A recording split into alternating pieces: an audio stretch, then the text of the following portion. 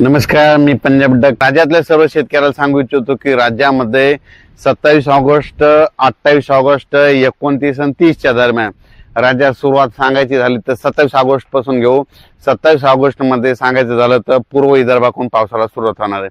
म्हणजे तो पाऊस काय होणार आहे, नागपूर, वर्धा, भंडारा, गोंदिया, चंद्रपूर, यवतमाळ, अमरावती, अकोला, बुलढाणा, वाशिम, हिंगोली, नांदेड ह्यापर्यंत काय होणार आहे, 27 तारखेला तिथपर्यंत तो पाऊस सुरुवात होणार आहे. त्याच्यानंतर 27 तारखेला काय होणार, तो पाऊस परत थोडा काही भागात मराठवाड्यामध्ये देखील येणार आहे, म्हणून हा अंदाज लक्षात. पण त्याच्यानंतर काय झालं की 28 तारखेला तुम्हाला सांगू इच्छितो की 28 तारखेला म्हणजे पूर्व विदर्भाचे 6 आणि पश्चिम विदर्भाचे 11 जिल्हे ते ओलांडून परत काय होणार आहे, मग नंतर ते पाऊस परभणी जिल्हा, नांदेड जिल्हा, हिंगोली जिल्हा, त्याच्यानंतर लातूर जिल्हा, बीड जिल्हा, धाराशिव, त्याच्यानंतर संभाजीनगर, त्याच्यानंतर बुलढाणा, इकडं जळगाव, त्याच्यानंतर इकडं सोलापूर, तिथपर्यंत जाणार. म्हणजे 27-28 दरम्यान. आणि तसा तो पाऊस काय होणार आहे म्हणजे सांगली, सातारा, कोल्हापूर, अहिल्यानगर आणि त्याच्यानंतर नाशिक, धुळे, नंदुरबार, जळगाव आणि ह्या पट्ट्यामध्ये ते पट्ट्यापर्यंत जाणार आहे. म्हणजे हे म्हणजे 27 ऑगस्ट, 28 आणि 29च्या दरम्यान जवळपास म्हणजे पाऊस सगळीकडेच म्हणजे थोडा पडणार. पण मागं जसं पडला तेवढं प्रमाण राहणार नाही, म्हणून हा लक्षात.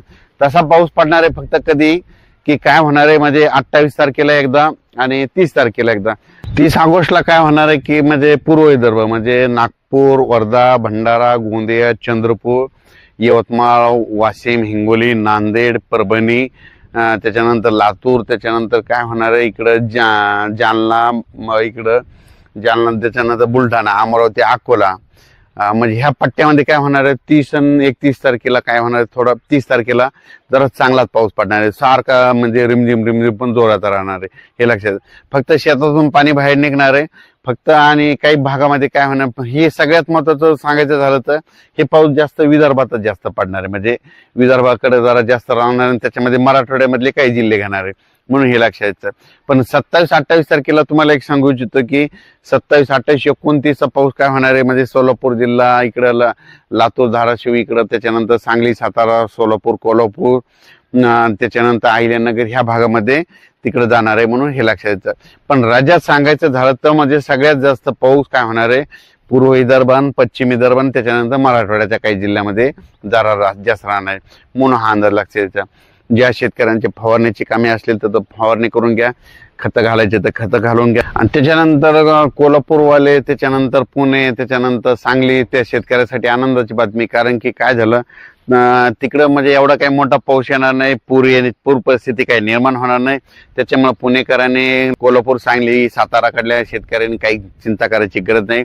कारण की तुम्हाला सांगू इच्छितो एवढा काही पाऊस नाही, पण असा एवढा काही मुसळधार नसणार आहे, अतिमुसळधार नसणार आहे. फक्त पाऊस येणार, फक्त जास्त प्रमाण मात्र तुम्हाला सांगू इच्छितो की जास्त प्रमाण हिंगोली जिल्ह्यामध्ये समजा रिसोड, वाशिम, मेकर ह्या पट्ट्यामध्ये जरा हिंगोलीकडे जरा जास्त प्रमाण राहणार आहे.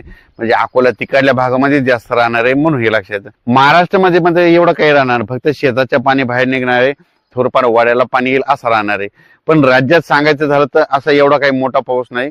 त्याच्यानंतर तुम्हाला एक सांगतो तर मग मोठा पाऊस कधी येणार तर परतीचा पाऊस काय होणार आहे 10 तारखेच्या नंतर. कसं असतं दरवर्षी 10 तारखेनंतर परतीच्या पावसाला सुरुवात होत असते.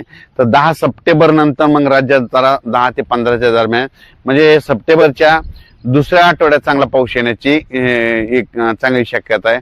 तर कर्नाटकच्या भागात आपण मागच्या अंदाजात तिकडच्या त्या भाषेतून त्यांना सांगितलं की तुम्हाला 26 तारखेपर्यंत सूर्यदर्शन होणार आहे.